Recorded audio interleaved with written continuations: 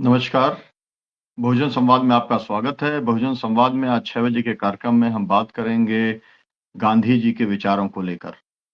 गांधी जी की आज 77वीं पुण्यतिथि है। गांधी जी की हत्या की गई थी। आपको मालूम है जब वो सर्वधर्म प्रार्थना के लिए बिरला हाउस के अंदर वो जा रहे थे। हत्या करने वाला नाथूराम गोडसे था। जिसने पहले जो 6 बार अटेम्प्ट किए गए थे, 6 बार गांधी जी की हत्या करने की कोशिश की गई थी, उसमें 3 बार नाथूराम गोडसे शामिल था। नाथूराम गोडसे आरएसएस का सदस्य रहा था। नाथूराम गोडसे हिंदू महासभा का सदस्य रहा था। नाथूराम गोडसे हिंदू राष्ट्र दल का सदस्य रहा था। सावरकरवादी था। इसको लेकर के बहुत सारे मिथ है लोगों के बीच में कि 55 करोड़ रुपया पाकिस्तान को दे रहे थे, इसलिए हत्या करने का काम किया। जबकि जो पहला अटेम्प्ट हुआ था गांधी जी की हत्या का, वो 25 जून 1934 को हुआ था। तब तक पाकिस्तान की कोई चर्चा नहीं थी। इसके बाद 44 में हुआ। दोनों बार जब हमले हुए तब पुणे का उसके अंदर जो लोग थे, इस विचारधारा के लोग थे, कट्टरपंथी, वो उसमें शामिल थे। उसके बाद पचगनी के अंदर हुआ, तब भी वो उसके अंदर शामिल थे। इसके बाद आपको मालूम है कि जो अ, लगातार हमले होते गए, लेकिन गांधी जी उन्हें माफ करते गए और आखिरी में जाकर के उनकी हत्या हो गई। गांधी जी गांधी जी की हत्या क्यों हुई, ये बहुत बड़ा सवाल है। आज का एक कार्यक्रम रत्ना जी को करना है, लेकिन मैं इसको अपनी तरफ से बात रख देता हूँ, उसके बाद में रत्ना जी कंटिन्यू करेंगी। जो गांधी जी की हत्या क्यों की गई, ये बहुत बड़ा सवाल है। उसका जवाब लोग 55 करोड़ के अंदर ढूंढते हैं, जो कि एक तरीके से डायवर्शन है, ध्यान को भटकाने के लिए किया गया है। गांधी जी सर्वधर्म समभाव की बात करते थे। गांधी जी की जो प्रार्थना है, वो आज पूरे देश में हम लोगों ने पूरे देश के अंदर जो भी गांधी को मानने वाले हैं वो गाते हैं।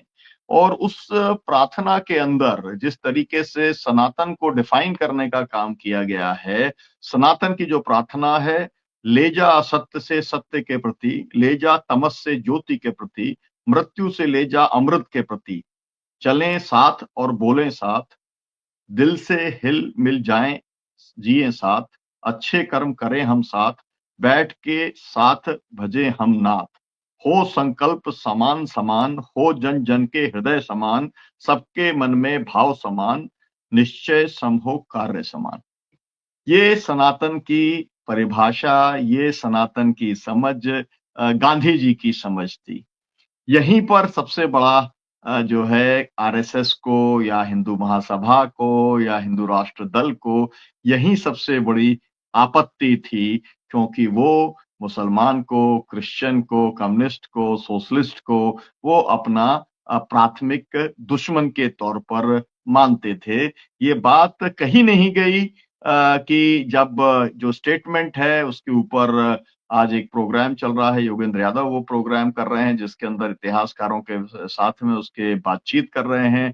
और उसमें से भी ये निकल करके आ रहा है कि जो नाथूराम गोडसे ने अपना स्टेटमेंट मराठी में दिया था वो अलग था, कोर्ट में दिया था वो अलग था।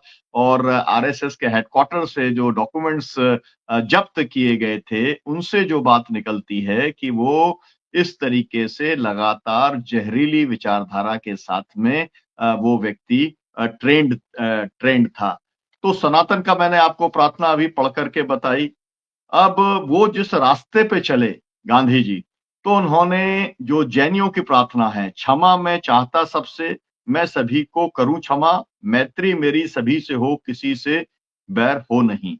तो उन्होंने वो तो क्षमा करते चले गए गांधी जी।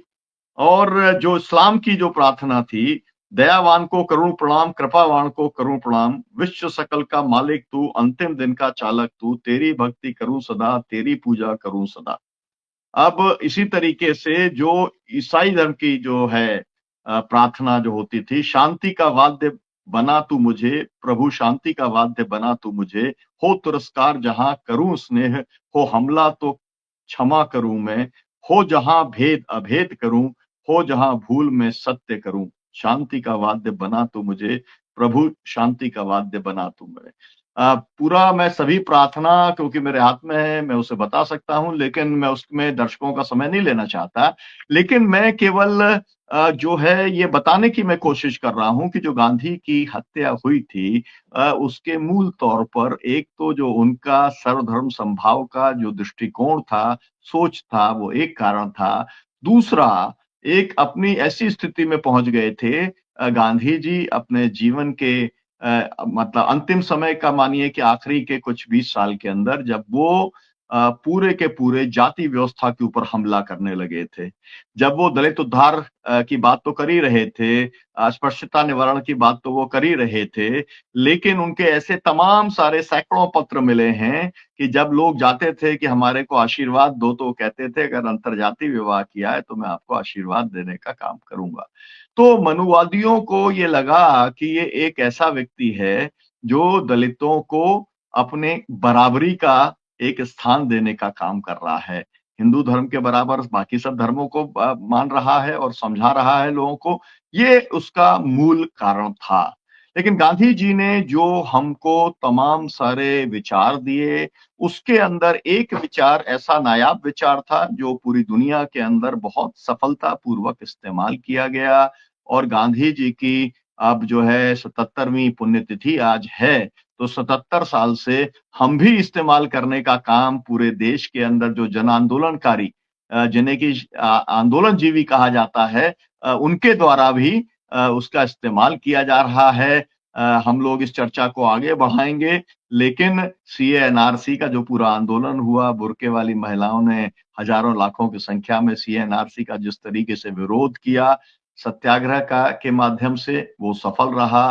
संयुक्त किसान मोर्चे के नेतृत्व में किसानों ने जो 380 दिन का आंदोलन चलाया जिसमें 750 किसानों की शहादत हुई, वो भी सफल एक आंदोलन रहा और ऐसे सैकड़ों उदाहरण मिल जाएंगे कि गांधी जी के सत्याग्रह के रास्ते पर चलते हुए जिस तरीके से देश आजाद हो गया अंग्रेजों से, उसी तरीके से तमाम सारे संघर्षों को जीतने का काम जो है जन आंदोलनकारियों के द्वारा किया गया। अब रत्ना वोरा जी यहाँ पर आ चुकी हैं, वो अपने इस कार्यक्रम को आगे बढ़ाने का काम करेंगी और इस कार्यक्रम का वो संचालन करेंगी। जी रत्ना जी। जी, बहुत बहुत धन्यवाद सुनीलम जी। सबसे पहले मैं अपने दर्शकों को बहुजन संवाद की तरफ से नमस्कार और साथ ही यहाँ पर जो आज का विषय है उसके बारे में तो डॉक्टर सुनीलम जी ने आपको बहुत ही विस्तार से बता ही दिया है कि गांधी जी का सत्याग्रह प्रतिरोध का सबसे सशक्त विकल्प अगर माना जाए या देखा जाए तो इसे बिल्कुल सच बात है, क्योंकि पूरे हमने जो स्वतंत्रता की जो लड़ाई लड़ी है और जिस तरीके से अंग्रेजों के 200 साल की गुलामी के बाद जो हमने स्वतंत्रता हमें मिली, जिसमें हजारों और सैकड़ों देश के जो स्वतंत्रता सेनानी थे उन्होंने अपनी कुर्बानी दी, उसके पीछे का एक ही और सिर्फ एक ही हथियार था, वो था जन आंदोलन, सत्याग्रह, जो गांधी जी ने हमें दिया। और इन्हीं गांधी जी के इसी सत्याग्रह के आंदोलन से जब हमें देश की आजादी मिली, तो जैसा कि डॉक्टर सुनील जी ने बताया कि जो हिंदूवादी कट्टर हिंदूवादी विचारधारा वाले लोग थे, जो आरएसएस, हिंदू महासभा या फिर आज के दौर पे देखा जाए तो बीजेपी, इन लोगों को नहीं पसंद आया। बेशक हमने 1947 में आजादी ले ली और उसके बाद 26 जनवरी 1949 में हमारा संविधान हमने अपनाया और 26 जनवरी 1950 में ही हमने हमारे संविधान को लागू किया। परंतु ये जो फांसीवादी लोग थे, जो मनुवादी लोग हैं, उन्होंने कभी भी ना तो देश की आजादी को स्वीकार किया और ना ही कभी उन्होंने देश के संविधान को स्वीकार किया। और साथ ही साथ उन्होंने देश के संविधान में जो भी प्रावधान दिए थे, जो समता, समानता और सार्वभौमिकता के मूलभूत सिद्धांतों पर और सभी के मौलिक सिद्धांतों पर आधारित जो हमारा संविधान था, उसको स्वीकार किया। तो कहने का मतलब यही है कि गांधी जी ने जिस सत्याग्रह के साथ आंदोलन करते हुए अंग्रेजों से हमारे को आजाद कराया, परंतु इन लोगों को नहीं पसंद आया। उन्होंने देश के झंडे को भी 52 वर्ष तक अपने नागपुर के हेडक्वार्टर में नहीं फहराया था, उन्होंने तिरंगे को नहीं अपनाया था। जब देश गांधी जी की अगुवाई में सत्याग्रह आंदोलन कर रहा था, तब ये लोग देश के अंदर कट्टर हिंदूवाद के बीच बोने का काम कर रहे थे। तो इन्हीं सब चर्चाओं को हम आगे बढ़ाएंगे। आज गांधी जी के सत्याग्रह वही प्रतिरोध का सबसे सशक्त विकल्प है। और जैसा कि डॉक्टर सुनीलम जी ने अभी बताया कि जो सीए का आंदोलन हुआ, एनआरसी का आंदोलन हुआ, साथ ही जो 3 काले कृषि कानून लाए गए थे, उनको भी 750 जितने हमारे जो किसान थे, उन्होंने अपना कुर्बानी दी। और उसके बाद अंततः नरेंद्र मोदी जी को कहना पड़ा कि शायद मेरे कुछ समझाने में कुछ गलत रह गया होगा, मैं नहीं समझा पाया, और उन्होंने ये 3 काले कानून वापस लिए। तो इन सब का अंजाम यही था कि जो सत्याग्रह किया गया, अब सत्याग्रह का मतलब होता है सच की बात पे अटल रहना, और उसकी सत्याग्रह की वजह से हम अपनी बात को मनवा सकते हैं। जैसे देश की आजादी मिली, ऐसे ही हम आगे भी सच के साथ चलते हुए अपने आगे काम कर सकते हैं। तो इस विषय को आगे बढ़ाते हुए प्रोफेसर सतीश कुमार जी हैं, वाराणसी से आए हैं, मैं उनका भी स्वागत करते हुए उनसे बोलूंगी कि आप इस विषय पर चर्चा करें। साथ ही हमारे डॉक्टर आनंद प्रकाश तिवारी जी है, एडिटर हैं, उनको भी मैं स्वागत करती हूँ मेरे मंच से। हमारे साथ डॉक्टर आराधना भार्गव जी जुड़ी हुई है, वो खुद भी एक आंदोलनकारी है और खुद काफी सत्याग्रह भी करती हैं, और यहाँ तक कि वो जेल तक जा चुकी हैं। तो मैं उनका भी अभिवादन करती हूँ, इस कार्यक्रम में स्वागत करती हूँ। और साथ ही अब मैं प्रोफेसर सतीश कुमार जी को बुलाना चाहती हूँ कि आप इस विषय पर अपनी टिप्पणी दीजिए। जी, प्रोफेसर सतीश कुमार जी,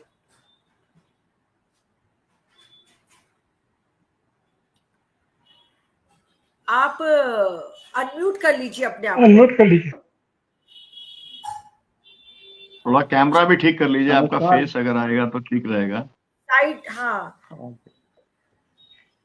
महात्मा गांधी का सत्याग्रह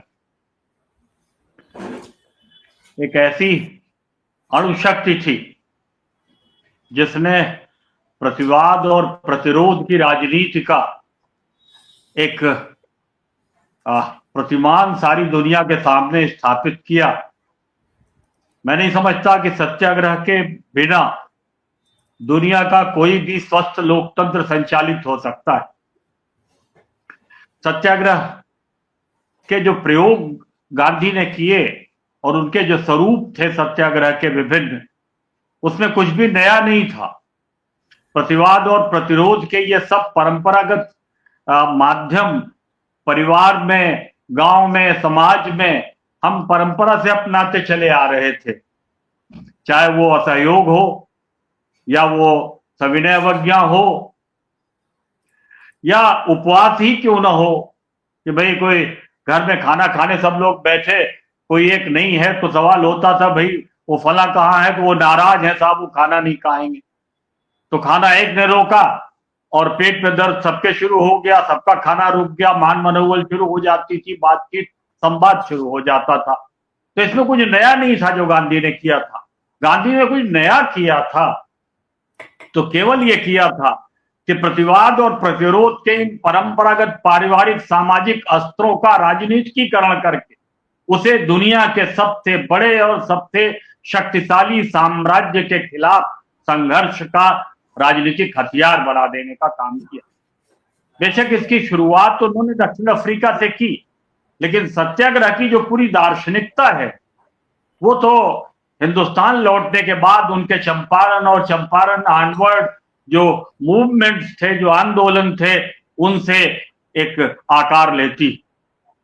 तो ये गांधी का जो सत्याग्रह है उसमें मैं समझता हूं कि 3 मेजर कंटेंट हैं, मुख्य उसके 3 तत्व हैं। एक तो सत्य है, दूसरा अहिंसा है, और तीसरा तत्व बड़ा महत्वपूर्ण है, वो प्रेम का तत्व है। सत्य वो है जो एग्जिस्टेंस में होता है, वजूद में होता है, अस्तित्ववान होता है, उसमें कोई मतभेद नहीं होता। और सत्य के साक्षात्कार को ही गांधी ने ईश्वर का साक्षात्कार कहा। और दूसरा गांधी अहिंसा, अहिंसा की बात करने वाले भी गांधी दुनिया में कोई पहले व्यक्ति नहीं थे, लेकिन कोई तो बात है कि जब आज दुनिया में अहिंसा की बात होती है तो उसके आइकॉन के रूप में गांधी का चेहरा पहले सामने आता है। और यूएनओ ने जो गांधी जयंती को विश्व अहिंसा दिवस घोषित कर दिया, गांधी की अहिंसा केवल नकारात्मक भाव नहीं रखती, वो हिंसा का अभाव मात्र नहीं है, वो एक संपूर्ण सकारात्मक दर्शन है, उसके विस्तार में नहीं जाएंगे। लेकिन सत्याग्रह में अहिंसा के इस अस्त्र का प्रयोग गांधी जिस प्राधिकार के भी खिलाफ करते हैं, जिस प्राधिकारी के खिलाफ करते हैं, उसके प्रति कोई द्वेषभाव उनके मन में नहीं होता। वो पराजित करना भी उसको उद्देश्य नहीं होता। उद्देश्य केवल ये होता है कि वो अन्याय के पक्ष पर खड़ा है, वो न्याय के पक्ष पर आ जाए, यानी उसमें रिफॉर्म ले आना, उसे सुधारना गांधी के सत्याग्रह का उद्देश्य होता है। और ये एक तरह से प्रेम की सशक्त अभिव्यक्ति होती है, क्योंकि माँ भी बच्चे की वर्जना करती है, कोई गलत काम करता है बच्चा थप्पड़ लगा देती है, लेकिन माँ के उस थप्पड़ में बच्चे के प्रति कोई द्वेषभाव माँ का नहीं होता, वो तो उसके अंतर्मन के प्रेम की सशक्त अभिव्यक्ति होती है बच्चे के प्रति। तो जिसके खिलाफ गांधी इस अस्त्र का प्रयोग करते हैं, उसके प्रति प्रेम की सशक्त अभिव्यक्ति होती है, क्योंकि उसमें सुधार लाना उद्देश्य होता है। जनरल स्मट्स ने जेलर को इंस्ट्रक्शंस दिए कि इस हिंदुस्तानी को कड़ी जेल में रखो जब वो दक्षिण अफ्रीका में बंद किए गए, ताकि ये टूट जाए। लेकिन गांधी उस धातु से बने नहीं थे जो टूट जाया करती।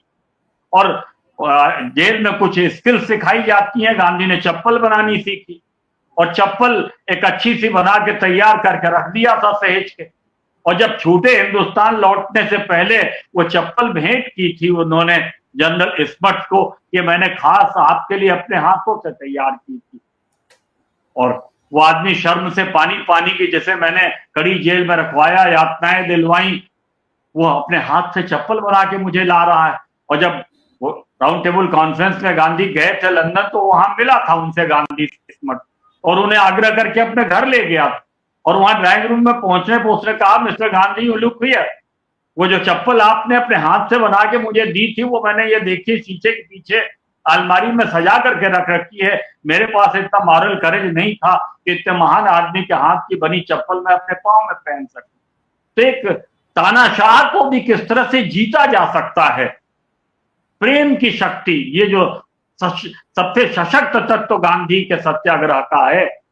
और हिंदुस्तान लौट करके गांधी ने बेशक उसका पहला प्रयोग चंपारण में किया था। मैं चंपारण की तुलना राजस्थान के पोखरण से किया करता हूं, जहां 1974 में और 1998 में 2 बार परमाणु शक्ति का सफल परीक्षणात्मक प्रयोग हुआ था। मैं चंपारण को पोखरण की तरह सत्याग्रह की अणुशक्ति की सफल परीक्षणात्मक प्रयोगशाला मानता हूं। और उस सफल प्रयोग को गांधी ने असहयोग आंदोलन में नेशनल कैनवास पे उकेरने का काम किया। जो असहयोग आंदोलन भारत के 5000 साल के इतिहास का राष्ट्रीय लोक चेतना से अनुप्राणित पहला राष्ट्रीय जन आंदोलन, पॉलिटिकल कॉन्शसनेस पे खड़ा पॉलिटिकल मास मूवमेंट हिंदुस्तान के इतिहास में पहली बार गांधी के नेतृत्व में सत्याग्रह के उनके प्रयोगों के माध्यम से साकार होता है। वो असहयोग 1922 में हिंसा के प्रवेश के बाद वो रोक देते हैं और बड़ी आलोचना होती है इतिहास में गांधी की उसके लिए। लेकिन गांधी ये माना गया कि वो तो बड़े इथोपियन थे, बड़े आदर्शवादी आइडियोलॉग थे, बताइए अच्छा खासा आंदोलन चल रहा था, क्या जरूरत थी रोकने की। लेकिन गांधी बड़े प्रैक्टिकल रणनीतिकार थे।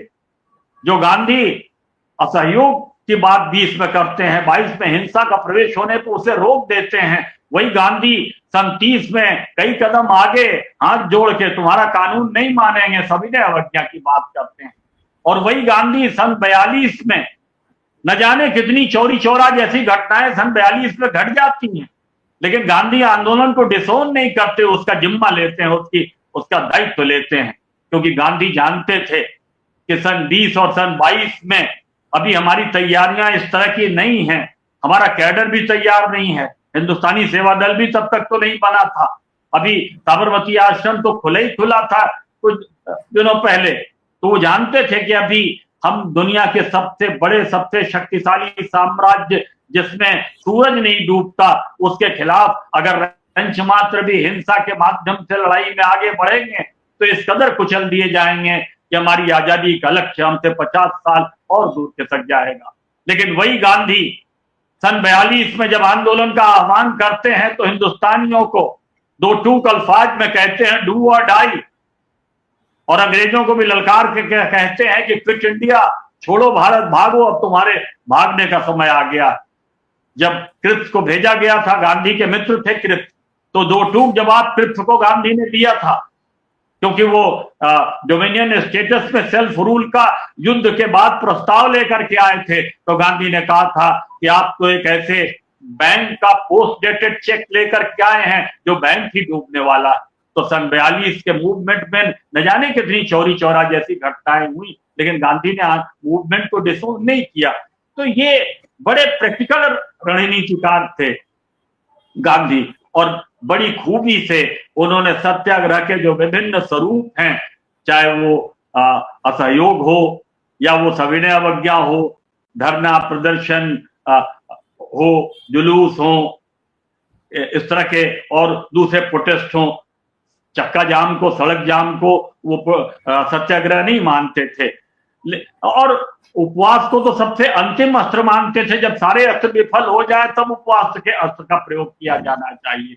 आजकल तो कुछ लोग सीधे पहले अनशन पे ही जाके बैठ जाते हैं, लेकिन उससे पहले बहुत सारे सत्याग्रह के अस्त्र गांधी ने बताए, तो क्रमशः उनसे आगे बढ़ना चाहिए। और एक सत्याग्रही को गांधी मानते थे ईश्वरनिष्ठ होना चाहिए, एक सत्याग्रही के पास धैर्य होना चाहिए, सहनशीलता होनी चाहिए, और एक सत्याग्रही को अपने नेता के प्रति विश्वास और उसकी बातों को अधिनायक की तरह स्वीकार करने वाला अनुशासन उसके पास होना चाहिए। तो ये सत्याग्रह गांधी का जो है, ये किसी भी लोकतंत्र के लिए एक जीवनदायिनी शक्ति है। और सत्याग्रह को, जैसा अभी किसान आंदोलन की चर्चा, जो 3 कृषि कानून वर्तमान सरकार ने थोपे और फिर वापस लेने पड़े साल भर चले सत्याग्रह के दबाव में, तो उसे कुचलने की किस तरह की कोशिशें हुई, या आजकल जिस तरह से आंदोलनों को कुचलने की कोशिश होती है, तो ये अपने आप में एक अलोकतांत्रिक नृत्य का या कहीं न कहीं इस बात का संकेत है कि हम लोकतंत्र से एक लोकतंत्रोत्तर दिशा में बहुत आगे बढ़ गए हैं, जिसमें संविधान की संरचना खड़ी रहती है, उससे मिले अधिकार खड़े रहे, किताब में लिखे रहते हैं, सारा ढांचा खड़ा रहता है, लेकिन लोकतंत्र अंदर से तिल तिल करके मरता चला जाता है। तो गांधी का सत्याग्रह एक अणुशक्ति जैसा राजनीतिक हथियार है, जिससे प्रतिवाद और प्रतिरोध की राजनीति दुनिया में किसी भी प्रकार की सत्ता और प्राधिकार के खिलाफ संभव है, और किसी जीवंत, किसी स्वस्थ लोकतंत्र की कल्पना गांधी के सत्याग्रह के बिना असंभव है। जी, बहुत बहुत धन्यवाद प्रोफेसर सतीश कुमार जी। अब हमारे साथ एक जानी मानी सामाजिक कार्यकर्ता मेधा पाटकर जी, जिनको कौन नहीं जानता, पूरा हिंदुस्तान जानता है, और इनका जितने आंदोलन इन्होंने किए हैं और जिस आंदोलनों का जो इन्होंने लीड लिया है उसको सब अच्छी तरह जानते हैं, और इनकी वजह से कितने लोग जो विस्थापित होने वाले थे वो उनको मुआवजा भी दिलवाया, और इन्होंने जो आंदोलन किया उसको सब प्रेरणा से देखते हैं हुए उनको फॉलो करते हैं। तो हमारे बीच में मेधा पाटकर जी भी जुड़ चुकी है, मैं उनका भी स्वागत करती हूँ। और मैं चाहूंगी कि अब, नमस्कार जी, हाँ, अब मैं चाहूंगी कि मेधा पाटकर जी भी हमारे साथ जो है वही इस बात को आगे बढ़ाए। आज का हमारा किसी का होने दो रत्ना जी, नमस्कार, और किसी का होने दो, मैं जरा सेटल होती। अच्छा, तो फिर हम डॉक्टर आनंद प्रकाश तिवारी जी को ले लेते हैं। ठीक है जी, डॉक्टर आनंद प्रकाश तिवारी जी जो हमारे साथ कई वर्षों से जुड़े हुए हैं, वो भी एक आंदोलनकारी हैं। तो मैं उनसे अनुरोध करती हूँ कि गांधी जी का सत्याग्रह प्रतिरोध का सबसे सशक्त विकल्प, आप अपने विचार रखिए। जी, डॉक्टर आनंद प्रकाश तिवारी जी। बहुत बहुत धन्यवाद। आज पहले तो मैं नमन करता हूँ गांधी को और शोक श्रद्धांजलि व्यक्त करता हूँ। अभी कल जो प्रयागराज में जो घटना हुई है, दुर्घटना हुई है, जिसकी संख्या आज की तारीख तक स्पष्ट नहीं हो पा रही है। अभी तक सरकारी आंकड़ा है 45 लोग मर गए हैं और शायद वो सैकड़ों के ऊपर वहां जा रही है। तो सारे अपने श्रद्धालुओं के प्रति मैं अपने विनम्र श्रद्धांजलि व्यक्त करता हूँ।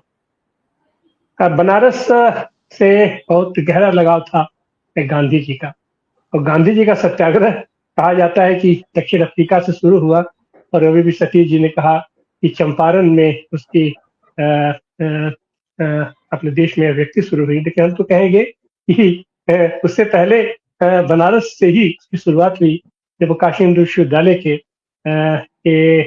वो समारोह में आए थे, स्थापना समारोह में आए थे, और वहां जिस तरीके से उन्होंने अपनी बातें खुल करके प्रेम पूर्वक बातें कही, सबको नागवार लगा, सारे लोग मंच से चले गए सारे, लेकिन फिर भी उन्होंने अपनी बात रखा, और बात रखने का अंदाज जो उनका था कि अपने विद्यार्थियों से उन्होंने कहा कि क्या आप लोग हमारी बात सुनना चाहते हैं? ये लोग तो नहीं सुनना चाहते हैं, कि मंच पे लोग हैं राजे रजवाड़े और अंग्रेज लोग तो हमारी बात नहीं सुनना चाहते हैं, लेकिन उन्होंने अपनी बात कहा, और वो बात आगे चल करके और बहुत सारी स्थितियां परिस्थितियां उससे जुड़ी हुई हैं।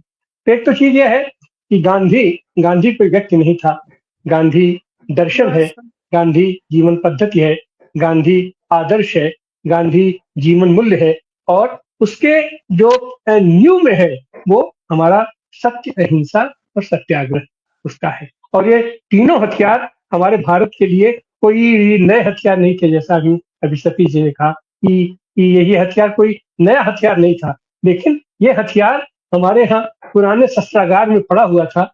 गांधी ने उसको मार्च के उसको साफ सुथरा करके और एक राजनीतिक लड़ाई में उन्होंने इसका इस्तेमाल कर दिया, ला दिया अपने, और उसमें खास करके जो सत्याग्रह है, सत्याग्रह केवल देश में नहीं, उसका जो उन्होंने सफल प्रयोग किया कि जिस साम्राज्य का सूरज नहीं डूबता था उसको हटाया, और आज की तारीख में यह सत्याग्रह केवल भारत ही नहीं, दुनिया के पैमाने पर इसका इस्तेमाल बखूबी इसका इस्तेमाल हो रहा है।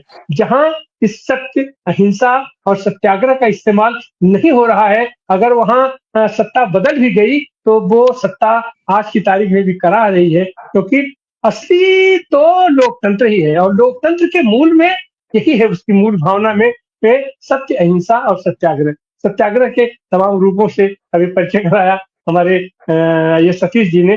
तो बात तो सही है कि इस सत्ता जो है, सत्ता के पास इतना अपार पावर होता है कि उससे हम हिंसा करके, हिंसक माध्यम से हम उससे टकरा ही नहीं सकते हैं, हम उससे ये सफल नहीं हो सकते। हिंसा, हम जितना भी हिंसा करेंगे उससे कई गुना, कई लाख गुना हिंसा सत्ता कर सकती है, और जैसे ही कोई आंदोलन हिंसक होता है तो सरकार को, सत्ता को आसानी हो जाती है उसको दबाने में। इसीलिए यह सरकार ऐसे आंदोलनों से डरती है जो जिसमें हिंसा का प्रवेश नहीं होता है। यही कारण है कि हम हमारे साथ नर्मदा बचाओ आंदोलन की मेधा जी खड़ी है सामने, इतने दिनों से इनका आंदोलन चल रहा है, और अभी हमने देखा अपने किसानों का आंदोलन 13 महीने आंदोलन चला, और उसको एक स्तर पर तो जाकर के उसको सफलता मिली। हाँ, ये बात गलत है कि सत्ता अपने छल से उसको प्रभावित करने की कोशिश करती है, लेकिन सत्याग्रह और अहिंसा के अलावा और कोई दूसरा रास्ता भी नहीं है। जनतांत्रिक तरीके में आज नहीं कल, कल नहीं परसों इनको बात सुननी ही पड़ेगी, इनको बात माननी ही पड़ेगी। तो निश्चित रूप से सत्याग्रह, अहिंसा और उसके बीच में जो प्रेम का ताना बाना है, प्रेम का ताना बाना नहीं टूटना चाहिए। हम जिससे लड़ रहे हैं उससे शत्रुता का भाव रख करके हम लड़ ही नहीं सकते। और आज की तारीख में भी जो सत्ता है, जो तानाशाही सत्ता कह रहता है कि ये वो अपने प्रतिद्वंदी को शत्रु समझता है, और यही कारण है कि वो प्रतिद्वंदी वो सफल नहीं हो पाता है, क्योंकि वहां पर प्रेम का मात्रा नहीं है। और सत्याग्रह में प्रेम से हम उसको जीतते हैं, हम उसको हराते नहीं हैं, बल्कि हम उससे हार भी जाते हैं, लेकिन उस हार में भी प्रेम का ताना बाना अगर बना रहेगा तो आने वाले दिनों में भी हमारा जनतंत्र मजबूत होगा। तो यही कारण है कि सत्याग्रह एक ऐसा हथियार है, एक ऐसा हथियार गांधी जी ने उसका प्रयोग करके दिखाया कि आज की तारीख में दुनिया के पैमाने पर, तो हमारे देश के पैमाने पर ये बहुत ही मजबूत हथियार है, और निश्चित रूप से जनतंत्र को मजबूत करने के लिए, लोकतंत्र को मजबूत करने के लिए ये हथियार बहुत ही ज्यादा जरूरी और बहुत ही ज्यादा कारगर और बहुत ही ज्यादा मारक क्षमता रखने वाला है। बहुत बहुत धन्यवाद। जी, बहुत बहुत धन्यवाद डॉक्टर आनंद प्रकाश तिवारी जी। आपने चलते चलते बहुत सही बात कही कि सत्याग्रह एक ऐसा अधिकार है और सॉरी हथियार है जो गांधी जी ने हमारे देश की आजादी के लिए अंग्रेजों को खिलाफ उपयोग किया और अब इसी सत्याग्रह के हथियार को पूरा देश और पूरे विश्व ने स्वीकारा है। और जब जब भी अगर राजा तानाशाह हो जाए या सरकार तानाशाह हो जाए तो उसके सामने हमारे पास यही एक हथियार रहता है, क्योंकि यदि अगर हम हिंसा करेंगे तो नेचुरल वो हिंसा दबाने के लिए जेल भरेंगे, गोलीबारी करेंगे, लाठीचार्ज करेंगे, परंतु यदि हम अहिंसक तरीके से अपना आंदोलन करेंगे तो सरकार के पास भी कोई चारा नहीं रहता है बैठ के मशवरा करने और हमारी बात मानने के अलावा। तो अब हमारे बीच में मेधा पाटकर जी हैं, अगर वो चाहे तो हम मेधा पाटकर जी को बुलाना चाहेंगे। जी जरूर जरूर, आप इस विषय पर प्रकाश डालिए, क्योंकि आपने भी बहुत सत्याग्रह किए हैं, बहुत आंदोलन किए हैं और आपने सही बात पर आप हमेशा डटी रही और मतलब अड़ग रही और कभी किसी भी विरोध से आप डरी नहीं। हम आपके इतिहास को बहुत अच्छी तरह से जानते हैं, इसलिए हम हमेशा आपकी एक आप प्रेरणादायी हैं हम सबके लिए। तो मेधा जी आप आइए और इस विषय पर अपना कुछ टिप्पणी दीजिए, गांधी जी का सत्याग्रह। धन्यवाद रत्ना जी। माफ करना मैं देर से जुड़ पाई। आज शहादत दिवस है, तो महात्मा गांधी जी के साथ साथ सभी शहीदों को हम नमन करते हैं और सलाम करते हैं। अभी अभी मैं सर्वधर्म समभाव सम्मेलन करके ही यहाँ पहुंची हूँ, क्योंकि आज देश में शहादत दिवस पर भी जिन शहीदों को हम श्रद्धांजलि अर्पित करेंगे, उनकी प्रेरणा और उनकी विचारधारा लेकर एक प्रकार की कार्यांजलि अर्पित करने की बेहद जरूरत हो गई है। और स्थिति ये भी है कि सत्ता और जनता के बीच का संबंध, जिसको हम राजनीतिक संबंध सही में मानते हैं, केवल वोटिंग से दल के साथ का मतदाता का संपर्क और संबंध, इसका राजनीति केवल मुद्दा नहीं है। तो ये जो सही राजनीतिक प्रक्रियाएं हैं वो आज पूरी बदल गई है और इसीलिए आज जो भी वंचित है, जो शोषित है, जो पीड़ित है और जिनका अधिकार कुचला जाता है, संवैधानिक अधिकार हो, कानूनी अधिकार हो उसके नीचे का, या उससे भी ऊपर का मानवीय अधिकार हो, तो ऐसी स्थिति में हम कैसे इस परिस्थिति से निपटा पाएंगे, ये सवाल का जवाब देते हुए सत्याग्रह ये एक अभूत मार्ग हमारे नजर में आता है। 39 साल के नर्मदा बचाओ आंदोलन की बात नहीं है, तो बहुत सारे जन आंदोलनों के साथी जो जन आंदोलनों की राजनीति चाहते हैं और उसमें अपना अवकाश पाकर जो एक राजनीतिक मूल्यहीनता पर सवाल उठाना चाहते हैं, उनके लिए सत्याग्रह क्यों सबसे महत्व का आज भी आधार है। सत्याग्रह सत्य और अहिंसा इन दो मूल्यों के साथ जुड़कर महात्मा जी ने रखी हुई संकल्पना रही है और सत्याग्रह में आत्मक्लेश ये एक महत्व का आधार बना है। इसलिए कई बार ये कहा जाता है, लिखा गया है कि सत्याग्रह में गांधी जी सबसे महत्व का आधार मानते थे सत्याग्रही, और सत्याग्रही का वर्तन, सत्याग्रही का अनुशासन, सत्याग्रही की हिम्मत, सत्याग्रही की निर्भयता, सत्याग्रही का एक प्रकार का निस्वार्थी वृत्ति, ये सब के बारे में सत्याग्रह की तत्व सिद्धांत माला उन्होंने जाहिर की हुई है। तो ये सभी अभी पढ़ने में बहुत देर लगेगी, लेकिन इतना ही करेंगे कि सत्याग्रह के द्वारा अपने सामने वाले जिसको हम कहेंगे उनके ऊपर कोई आघात करना या उनको दोष देना या उनके साथ दुश्मनी बढ़ाना, ये गांधी जी को मंजूर नहीं था। हिंसा का जवाब, हिंसा केवल गोली से ही नहीं होती है, लाठी से ही नहीं होती है, हिंसा जीने का अधिकार छीनने से भी होती है। किसी भी प्रकार का अन्याय या अत्याचार हो, उसका सामना करने के लिए सत्याग्रह एक सही उपाय है। ये गांधी जी किस आधार पर कहते थे? वो कहते थे कि हम केवल दुश्मन को या विरोधकों को सामने नजर में रखकर सत्याग्रह नहीं करते हैं, हम पूरे समाज को सामने रखकर सत्याग्रह करते हैं। आज इसकी बेहद जरूरत हमें महसूस होती है।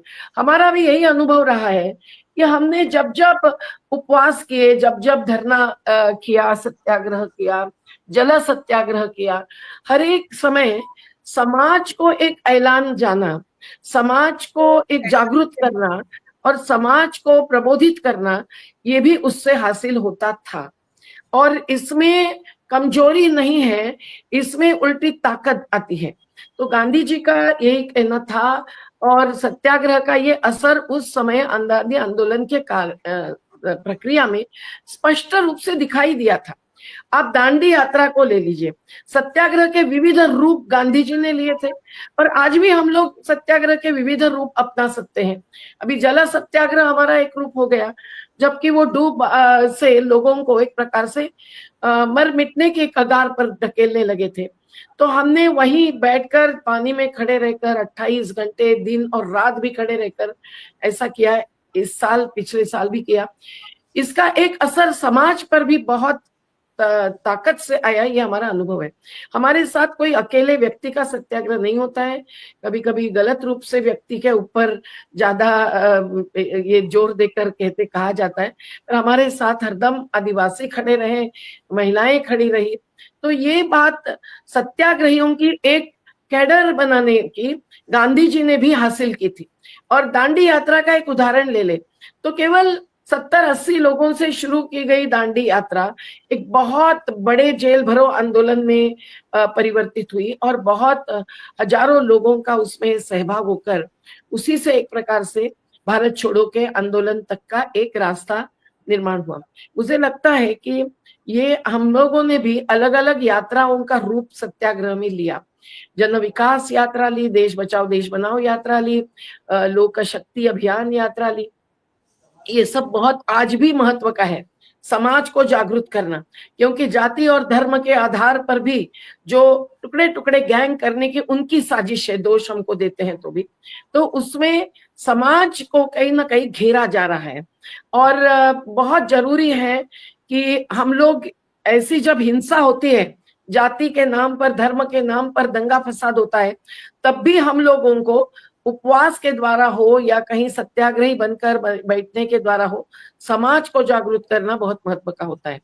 अब बात यह है कि गांधी जी ने सत्याग्रह में अहिंसा का जो मार्ग पर बहुत जोर दिया, वो भी आज क्यों ज्यादा जरूरत लगता है, क्योंकि शासन भी हिंसा का उपयोग कर रही है।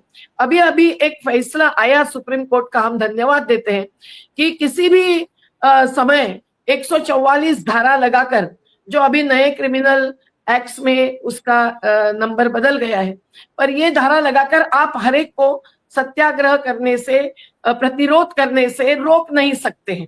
पहली बार ऐसी तो भूमिका सुप्रीम कोर्ट ने ली है। लेकिन हमारे मध्य प्रदेश के मुख्य न्यायाधीश को भी एक आदेश में जिला बदल किसी कार्यकर्ता के खिलाफ था, तो वो रद्द करते हुए ये आदेश देना पड़ा कि कलेक्टर्स को मुख्य सचिव मीटिंग बुलाकर ये निर्देश दे दे कि वो राजनीति के आधार पर निर्णय न ले। तो ये सब जो एक राजनीतिक मामला, जिसमें एक प्रकार की धार्मिकता है, जो अधार्मिकता है, इसमें समाज को गिरफ्तार करने की, एक प्रकार से घेरने की ये एक साजिश चलती है, वो मतदान के लिए उपयोग होती है, पर वो एक विचारधारा बदलने की तरफ भी जा रही है और एकजुटता तोड़ रही है। ऐसी स्थिति में सत्याग्रह एक बहुत बड़ा प्रभाव और असर डाल सकता है, ये आज भी हमको लगता है। मैं एक ही बात और कहूंगी कि गांधी जी ने और भगत सिंह ने न्यायपालिका का आधार मंजूर नहीं किया था। भगत सिंह जी ने, शहीद आजम ने अपने पिताजी को कहा था कि आप कोई समझौता नहीं करेंगे, आप कोई विवाद के उठाएंगे नहीं, हमारी जो फांसी की सजा हुई है उस पर। लेकिन भगत सिंह तो कहीं हिंसक थे नहीं, उनका पूरा लेखन है कि हिंसा से कभी भी शोषण रुका नहीं जा सकता, और जस्टिस सिंघवी ने उनके सुप्रीम कोर्ट के जजमेंट में उसको पूरा कोट किया है। तो फिर भी भगत सिंह ने न्यायपालिका को एक प्रकार से नकारा था। उस समय की स्थिति अलग थी। आज न्यायपालिका को जनतंत्र का स्तंभ माना जाता है जरूर, लेकिन राजनीतिक घुसपैठ हर स्तंभ को दीमक की तरह से जो लगी हुई हमको दिखाई देती है, अपवाद है। कुछ न्यायाधीश अच्छी सुनवाई करते हैं, अच्छे जजमेंट देते हैं, उसके बावजूद मैं कह रही हूँ।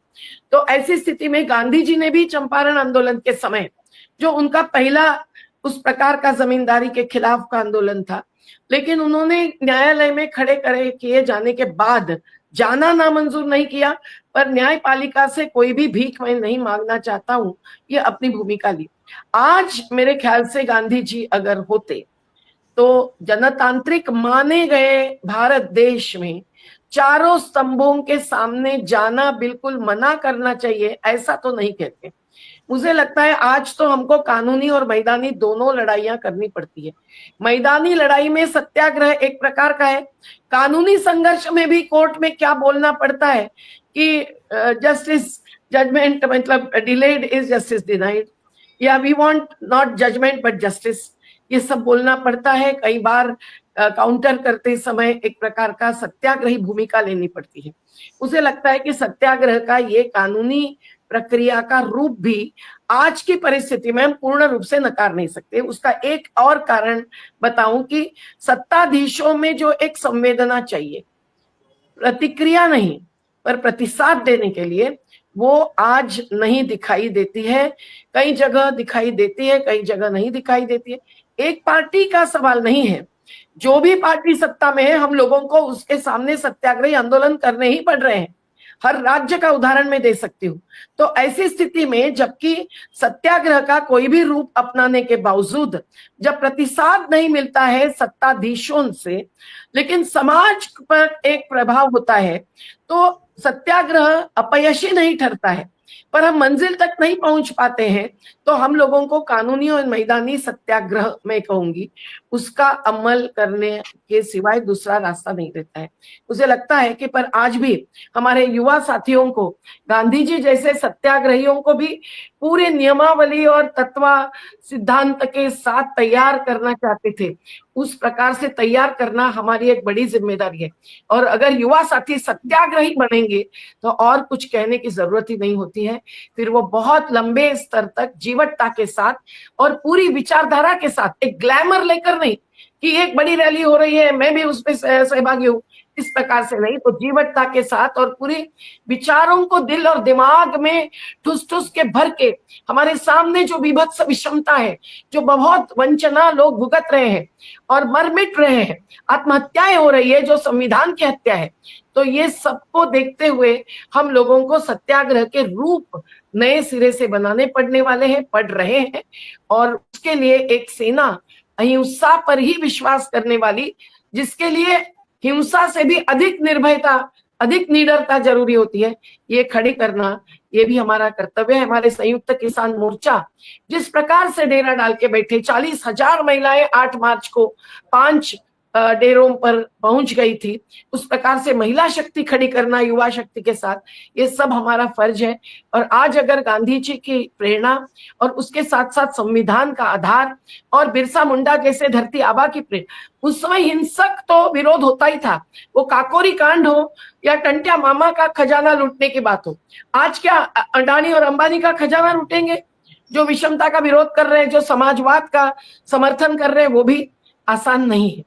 तो इसीलिए सत्याग्रह से शासन को एक प्रकार से दिल को छूने तक हम कुछ असरकारक कर सकते हैं क्या, सवाल है। पर सत्याग्रह का असर खुद पर भी होता है, जो आत्मक्लेश भुगतते हैं उनको भी बहुत आत्मबल बढ़ता है, ये गांधी जी का मानना हमारा भी अनुभव रहा है। तो आज हम लोग सब सत्याग्रही बन जाए, यही हमारा ऐलान है, संकल्प है। धन्यवाद, जिंदाबाद। आज अन्य देशों में भी इसका उपयोग करते हुए लोग अलग अलग रूप, वॉल स्ट्रीट पर किस प्रकार से बैठते हैं या और ब्राजील में किस प्रकार से डैम अफेक्टेड सत्याग्रह करते हैं, ये सब अभी बोलने का समय नहीं है। पर मैं इतना ही कहूंगी कि इसके रूप अलग अलग हो सकते हैं। गांधी जी सविनय प्रतिकार और सत्याग्रह इसमें भी फर्क करते थे। अब इसमें सब न बोलते हुए मैं इतना ही कहूंगी कि हम लोगों को सत्याग्रह जब हम कहते हैं तो सत्य, अहिंसा और उसके आग्रह के साथ, आत्मक्लेश के साथ, आत्मबल के साथ एक प्रकार का मास एक्शन, जन आंदोलन का एक रूप, ये मानकर आगे बढ़ना चाहिए। धन्यवाद, ज्यादा समय लिया हो तो माफी चाहते हैं। जी जी, बहुत बहुत धन्यवाद मेधा जी। आपने बताया कि सत्य और उसके साथ अहिंसा, इन दोनों को साथ में लेकर चलने से जो आंदोलन या जो सत्याग्रह करना होता है तो वो करना चाहिए। और ये आज की भी मांग है, आज की तारीख में भी। और यदि हमें अपनी जो भी बातों को मनवाना है, जो सही जेन्युइन बातें हैं, तो हमें सत्य के मार्ग पे चलते हुए, अहिंसा के मार्ग पे चलते हुए अपना सत्याग्रह करना चाहिए। आपकी इन्हीं बात को आगे बढ़ाते हुए अब हमारे साथ राधे श्याम काकोड़िया जी भी जुड़े हुए हैं। मैं उनसे अनुरोध करना चाहती हूँ कि आप गांधी जी का सत्याग्रह प्रतिरोध का सबसे सशक्त विकल्प, इस विषय पर अपनी टिप्पणी कीजिए। जी राधे श्याम जी। सभी साथियों को सेवा जोहार। और आज गांधी जी का शहादत दिवस हम सब लोग मना रहे हैं और देश के प्रथम आतंकवादी बोल सकता हूं, उन्होंने गांधी जी के ऊपर में हमला किया था।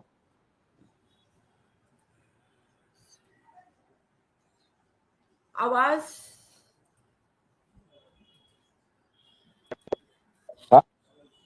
और उन्हीं का अनुसरण करते हुए जो सरकार चल रही है, उन्हीं का अनुसरण करते हुए वर्तमान में जो सरकार चल रही है, तो मुझे ऐसा नहीं लग रहा है कि गांधी जी की विचारधारा जो सत्याग्रह, सत्य का आग्रह, जो अहिंसा पूर्वक सत्य का आग्रह करते हुए और सत्य की बात को निडरता से और निश्चलता से जो है उस समय में हमारे महान क्रांतिकारियों ने किया। और जब ऐसा क्रूर शासक जब सत्ता पे बैठता है, ऐसा जब हिटलर शासक सत्ता पे बैठता है, तो जिस तरह से हमारे क्रांतिकारियों ने अहिंसा को छोड़कर जो है हिंसा का रास्ता अपनाना पड़ा, तो ये उस समय की परिस्थिति हो सकती है।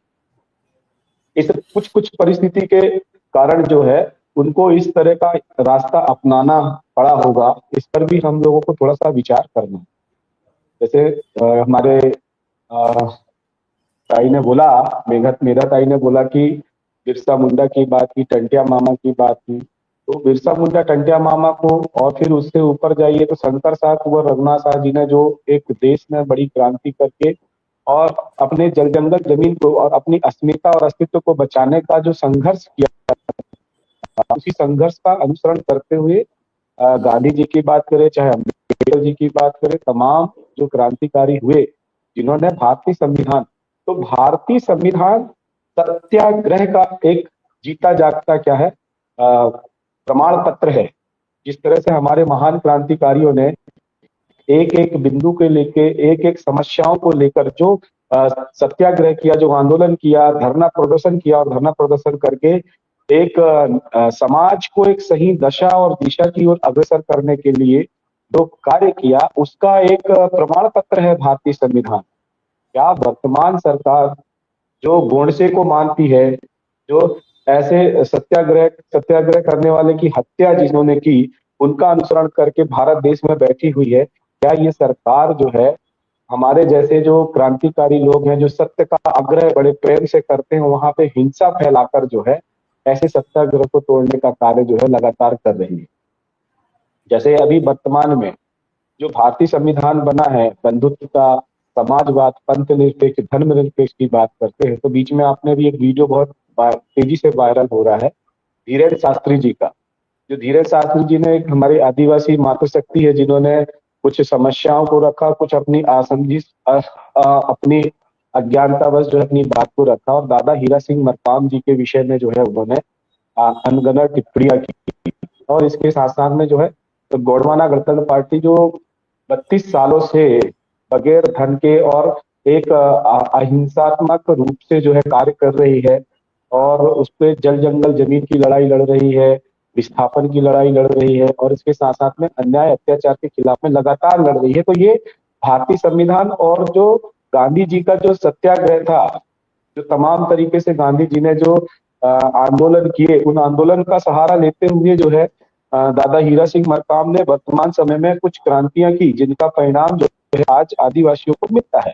तो सत्याग्रह, एक तो व्यक्तिगत सत्याग्रह होता है जो 1930 में गांधी जी ने किया, फिर सामूहिक सत्याग्रह की बात है जो 1919 से 1942 तक उनका चला, फिर है नवजवान सत्याग्रह 1920 से 1922 तक चला उनका, और चौथा जो है सत्याग्रह द्वारा कर विरोध, जो तमाम तरह के जैसे नमक कर है, शराब कर है, फिर और भूमि कर है, तमाम तरह के जो सत्याग्रह करके गांधी जी ने इस देश के हित के लिए, देश में रहने वाले तमाम बहुजन समुदाय के लिए जो कार्य किया, क्या वर्तमान सरकार, हमें ऐसा नहीं लगता कि वर्तमान सरकार पुनः जो है अंग्रेजों के तरह कार्य कर रही है, फूट डालो शासन करो। अभी धीरेन्द्र शास्त्री जी ने बोला कि जहां जहां आदिवासी परिवार रह रहे हैं उनको रामचरितमानस सिखाना, यदि रामचरितमानस नहीं करते तो छटरी बांध देंगे।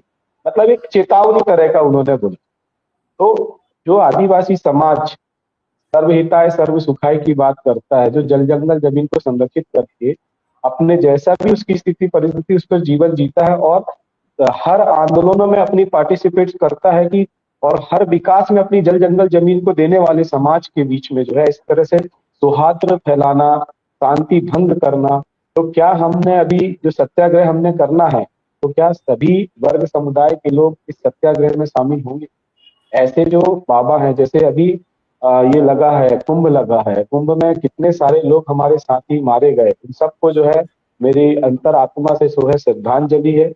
और आज जो है गांधी जी का शहादत दिवस है, तो उन सभी साथियों को श्रद्धांजलि अर्पित करते हुए और देश के सभी नागरिकों से और सभी देशवासियों से मैं आग्रह करना चाहूंगा कि ऐसे जो धर्मावलंबी मार्ग जो चल रहे हैं, जो भीड़ जुटाकर और इस तरह से जो कार्य कर रहे हैं, तो हमारे जो वास्तव में भारत देश को संचालित करने के लिए, आने वाली पीढ़ी को संरक्षित करने के लिए और हमको स्वस्थ हवा, स्वस्थ जीवन हमको मिले, इसको संरक्षित करने के लिए क्या हम इस तरह से भीड़ लगाकर जो सत्याग्रह के माध्यम से हमारे आने वाली पीढ़ी को बचाने के लिए कोई आग्रह कर रहे हैं क्या शासन प्रशासन से? और शासन प्रशासन क्या इन आग्रह को सुन रही है? जैसे हमारे किसान भाई कितने सालों से बैठे हुए, पहले 2-3 साल बैठा उन्होंने, 7 तो कुछ किसान मारे गए।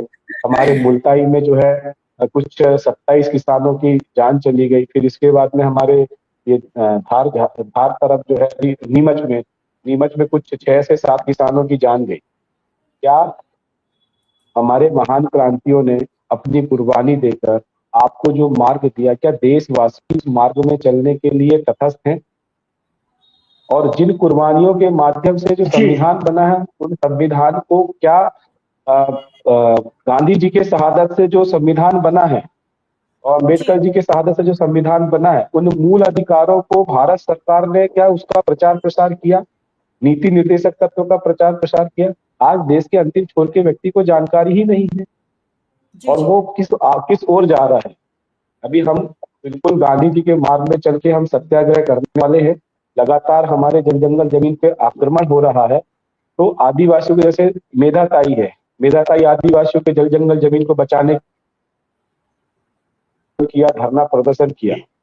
हमारे डॉक्टर सुनीलम ने, जो किसान भाई हैं, जल जंगल जमीन के सहारे ही जीवित रहते, उनके लिए आंदोलन सत्याग्रह किया, तो उनके ऊपर में देखिए कितने सारे 140 कुछ मुकदमे उनको जी राधेश्याम जी, आपकी बात को मैं आगे बढ़ाने से पहले, हाँ जी राधेश्याम जी, हमारे साथ एडवोकेट आराधना भार्गव जी भी जुड़ी हुई है, हम उनसे भी टिप्पणी लेना चाहेंगे, इसीलिए आपको मौका मिलेगा तो मैं दोबारा बुला लेती हूँ।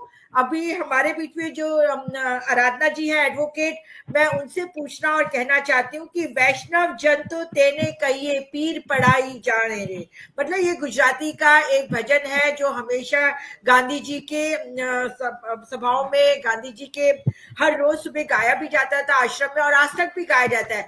इस भजन का, इस लाइन का ही एक मीनिंग ये आता है कि मानवता उसे ही कह सकते हैं जो दूसरे की पीड़ा को समझता हो, और उनकी जो इस भजन के जो भावार्थ थे वो यही कहना चाहते हैं कि गांधी जी सभी समुदाय को, सभी तबके को, सभी धर्म को, सभी जाति को, सभी लोगों को साथ लेकर चलना चाहते थे। इसीलिए उन्होंने कहा कि मानवता का मतलब वही है कि जो दूसरों की पीड़ा को समझे।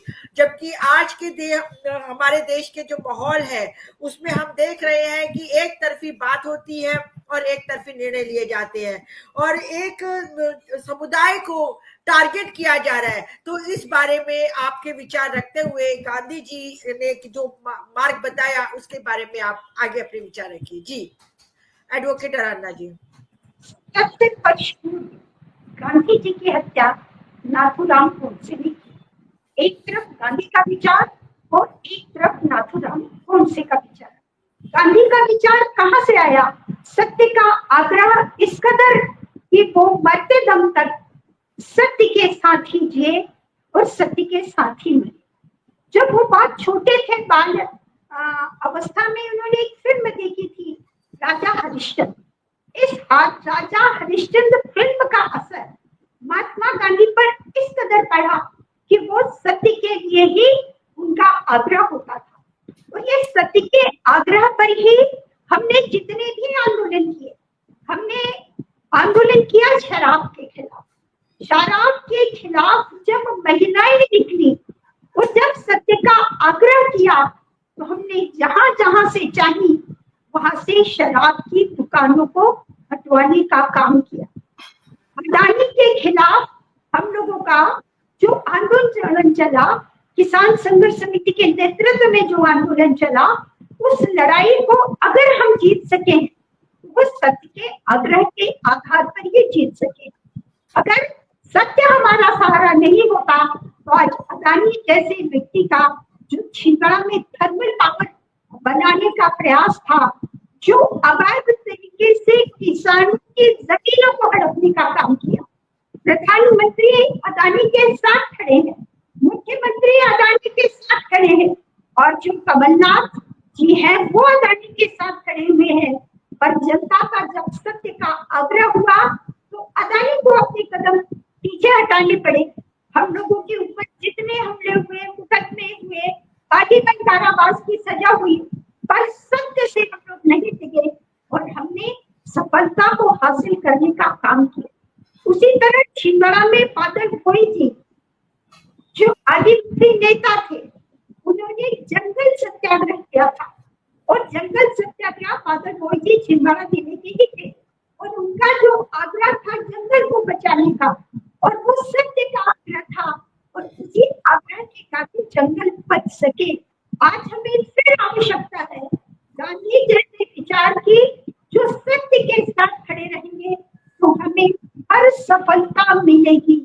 और गांधी जी के विचार में हरिश्चंद्र का प्रभाव, का प्रभाव पड़ा, और नाथूराम गोडसे जो पहले साधारण से आदमी थे और जो पहले गांधी जी के साथ काम करते थे, और आरएसएस का जो प्रभाव दिमाग के अंदर चला, उस दिमाग ने कहां तक उन्हें पहुंचाया, कहां तक उन्हें जेल तो कराई, पर हत्या करने के बाद करवाई। और उनका हुआ जो मुल्जिम बयान अगर हम देखेंगे, 113 पेज का मुल्जिम बयान है, वह मुल्जिम बयान यह दर्शाता है कि किस तरीके की कटुता नाथूराम गोडसे के दिमाग के अंदर थी। और जो लोग आज ये चाहते हैं कि नाथूराम गोडसे के मंदिर बने, वह यही बताते हैं कि उनके दिमाग के अंदर नफरत कितनी तरीके से फूट फूट कर बनी है, पर वो सफल क्यों नहीं हो पाते? उसका कारण है कि सत्य का आग्रह उनके पास नहीं है। सत्य से कोसों दूर होने के कारण उन्हें कभी भी सफलता नहीं मिलेगी। मैं अपनी बात यही समाप्त करती हूँ।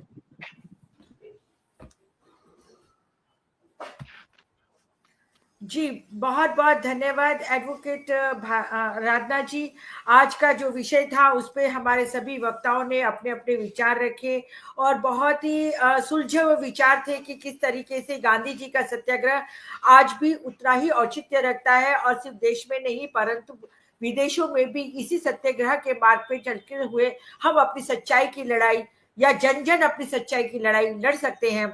इसी के साथ ही अब आखिरी टिप्पणी में डॉक्टर सुनीलम जी से लेना चाहूंगी, जाते जाते वे सत्याग्रह के ऊपर क्या कहना चाहते हैं, उसके बाद हम हमारे कार्यक्रम का समापन यहाँ कर देंगे। जी डॉक्टर जी बहुत शुक्रिया। असल में मैंने बहुत विस्तार से अपनी बात पहले रख दी थी सर्वधर्म प्रार्थना को लेकर के, और असल में गांधी जी ने ये जो सत्याग्रह का एक उपयोग किया, उसके बाद पूरी दुनिया उसी रास्ते पे चल रही है। अगर ये कहा जाए कि जहां कहीं भी प्रतिरोध की बात होती है, दुनिया के किसी भी हिस्से में अगर प्रतिरोध की बात होती है, तो गांधी के रास्ते को ही एक तरीके का विकल्प मान करके पूरी दुनिया चलती है।